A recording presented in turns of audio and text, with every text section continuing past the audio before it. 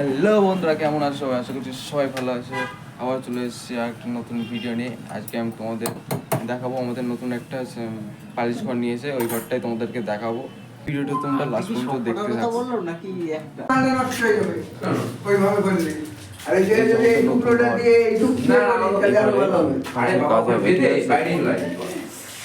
কাজ চলছে এখন। এইখানে চট্টগ্রামে কাজ হবে। এখানে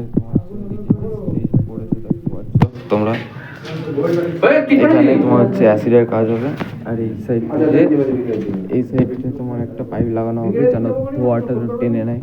ওর জন্য আমাদেরকে এই পলিশে আরেকটা জিনিস দেখানো হবে।